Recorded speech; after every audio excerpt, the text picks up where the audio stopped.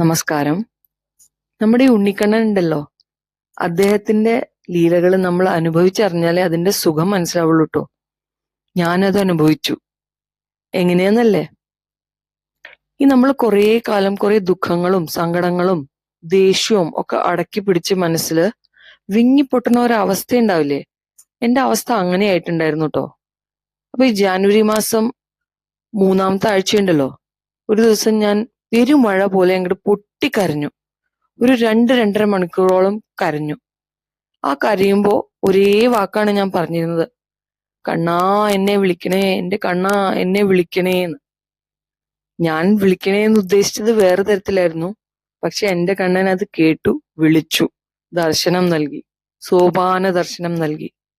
സോപാന ദർശനം എന്താണെന്ന് പോലും ഞാൻ ഈ പ്രാവശ്യമാണ് അറിയണത്. ഞാൻ 8 വർഷമായി നാട്ടിൽ പോയിട്ട്. കണ്ണൻ എനിക്ക് വഴിയൊരുക്കി എന്നെ വിളിച്ചു, എനിക്ക് ദർശനം നൽകി. എനിക്ക് മനസ്സിലാഗ്രഹം ഉണ്ടായിരുന്നു എന്തെങ്കിലും കണ്ണന് ഒരു ചീർപ്പ് കദളിപ്പഴം നൽകണം എന്ന്.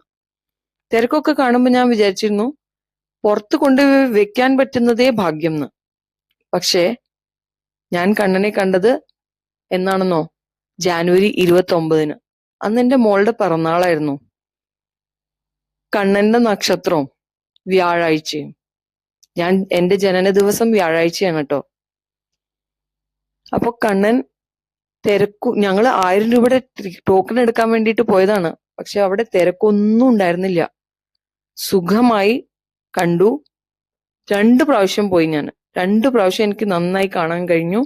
സോപാന ദർശനം എന്താണെന്ന് വെച്ചാൽ, ഈ ശ്രീകോവിലിന്റെ അടുത്ത് നിന്നിട്ട് കണ്ണനെ കാണാൻ കഴിയണല്ലോ.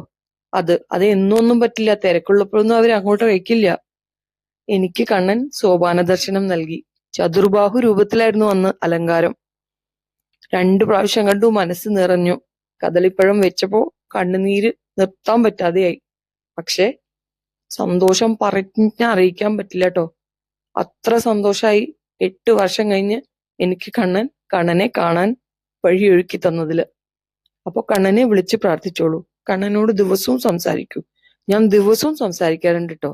എന്റെ കണ്ണൻ ഞാൻ പറയണത് മുഴുവൻ കേൾക്കുന്നുണ്ടെന്ന് മനസ്സിലായപ്പോഴേ മനസ്സിന് വളരെ സന്തോഷം, പറഞ്ഞറിയിക്കാൻ പറ്റാത്ത സന്തോഷം. അപ്പൊ എല്ലാവർക്കും നന്മ വരട്ടെ. സർവം ശ്രീകൃഷ്ണാർപ്പണമസ്തു.